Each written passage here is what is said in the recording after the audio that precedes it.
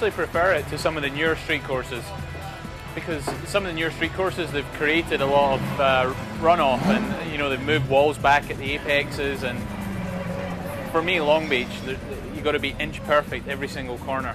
Any mistake, you're really punished and you're into concrete walls. Some of the more modern street circuits, you can get away with a little bit here and there, like on a normal road course.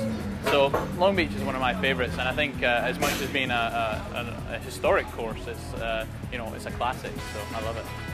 Well, it's a great circuit. It's a great event. I actually raced there in the late '90s in Indy Lights, and historically it's been an IndyCar event, but it's built up each year and become a real fan favourite. And it's fantastic that the ALMS is able to go and race there. It has a good crowd base, and I think they love seeing our cars as well as seeing the Indy cars. So we really loved racing there. The race is always exciting, as we saw last year. So yeah, we're looking forward to it. Well, I mean, it's obviously with the prototypes we have more horsepower than an Atlantic car does, but generally speaking, the downforce characteristics are very similar.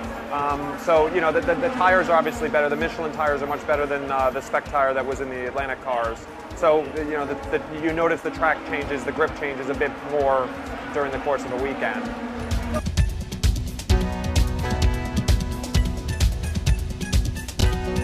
Well, the hairpin, the Queen's hairpin at Long Beach is incredibly hard to overtake anyone, and it's really, it gets riskier and riskier during the course of the race because there's only one line through there eventually. So it's really high risk. You generally just try to pick your spots in a little bit more sort of low risk areas.